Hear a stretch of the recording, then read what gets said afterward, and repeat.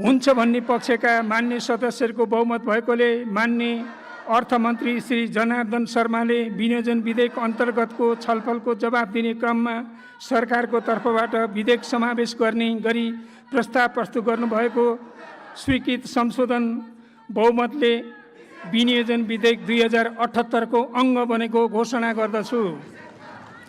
बजेटलाई निरन्तरता दिई सामान्य परिमार्जन गरिएको र करिब 3% बजेट मात्रै हेरफेर गरिएको कुरामा जानकारी गराउन चाहन्छु।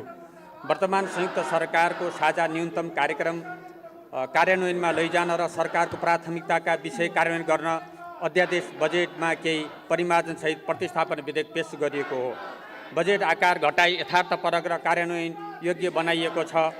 ऋणलाई पुँजी निर्माण र उत्पादनशील क्षेत्रमा मात्र परिचालन गरिने नीति अनुरूप वैदेशिक र आन्तरिक ऋणको अंश 37 अर्बले घटाएको छ र स्रोत साधनको वितरणलाई समन्वयिक बनाउन क्षेत्रीय र भौगोलिक सन्तुलन मिलाउने प्रयत्न गरिएको छ। राष्ट्रिय गौरवका योजना, रूपान्तरणकारी योजना र कर्मागत प्रतिकृतिका योजना तथा कार्यक्रमलाई पर्याप्त स्रोत व्यवस्थापनसहित निरन्तरता दिइएको छ। सामाजिक सुरक्षाको दायरा विस्तार गरिएको छ। क्यान्सर रोगी, मृगौला प्रत्यारोपण गरिएका र मेरुदण्ड पक्षघात भएका नागरिकलाई उपचार खर्च बापत मासिक 5,000 रुपियाँ उपलब्ध गराइएको छ। त्यसैगरी कोभिड-19 का कारण आय आर्जन गुमाई मान्य सचिवले भर्खरै उठाउनु भएको थियो मजदुरहरूको बारेमा र सरकारले यहाँ प्राथमिकता दिएको छ र आर्थिक रूपले अति विपन्न भएका परिवारलाई एकपटकको लागि 10,000 राहत उपलब्ध गराउने कुरा पनि म भएको कुरा जानकारी गराउन चाहन्छु। राजस्व नीतिलाई मूलभूत रूपमा निरन्तरता दिँदै आन्तरिक उत्पादन प्रवर्धन गर्न थप सहुलियत प्रदान गरिएको छ। विद्यार्थीहरूलाई काम लगाउने सन्दर्भमा मान्य सचिव राख्नुभएको विषयमा पढ्दै कमाउँदै गर्ने एउटा योजना अन्तर्गत विद्यार्थीहरूलाई पनि काममा उत्पादनमा जोड्ने कार्यक्रम राखिएको छ र किसानहरूको पेन्सन लगायतका विषयहरू पनि मान्यजी राख्नुभएको छ। त्यसको लागि सामाजिक सुरक्षा कोषलाई आत्मनिर्भर बनाउने योजना अगाडि सारेको छ र सामाजिक सुरक्षा आत्मनिर्भर भएपछि ती कुराहरूलाई लागू गर्न सकिने अवस्था हुन्छ। कृषि क्षेत्रका प्रयासहरू, कृषिमा अनुदान लगायतका विषयहरूलाई त्यसलाई पारदर्शी बनाउनेतिर सरकारले को नीति कार्यक्रममा स्पष्ट रूपमा बजेट कार्यक्रममा राखिएको छ र अस्पतालहरूलाई सबै प्रदेशमा 1,000 बेडका अस्पतालहरू निर्माण गरेर त्यही नै सम्पूर्ण उपचार हुने र स्थानीय पालिकाहरूको अस्पतालहरूलाई प्रदेश अस्पतालसँग जोडेर उपचार गर्ने व्यवस्था समेतका सबै कुराहरू त्यहाँ राखिएको कुरा पनि म मान्य सदस्यलाई जानकारी गराउन चाहन्छु।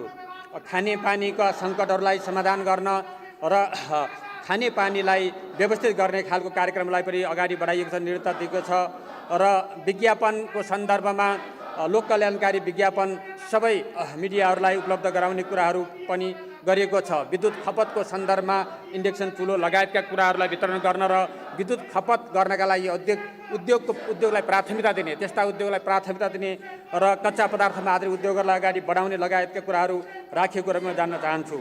र निःशुल्क उपचार हाम्रो संविधानले दिएको मौलिक अधिकारकै रूपमा, स्वास्थ्य मौलिक अधिकारको रूपमा भएको हुनाले निःशुल्क उपचारको व्यवस्था गर्नै प्रदेश र स्थानीय तहका अस्पतालहरूलाई विशेषज्ञसहित साधन स्रोतसहित सम्पन्न गराउने कुराहरू अगाडि लगिएको छ र त्यसै गरी भक्तपुर क्यान्सर अस्पताललाई प्राथमिकतामा राखेर त्यसलाई विशेष प्रविधिहरू उपलब्ध गराउने लगायतका कुराहरूलाई अगाडि बढाएको कुरा पनि म जानकारी गराउन चाहन्छु। म राष्ट्र ऋण उठाउने विधेयक 2078 माथि विचार गरियोस् भन्ने प्रस्तावलाई निर्णयार्थ प्रस्तुत गर्दछु।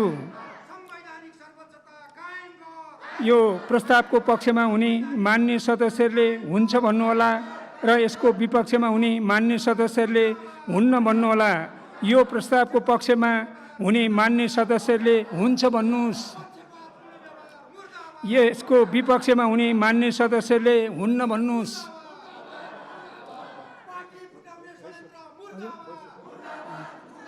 अब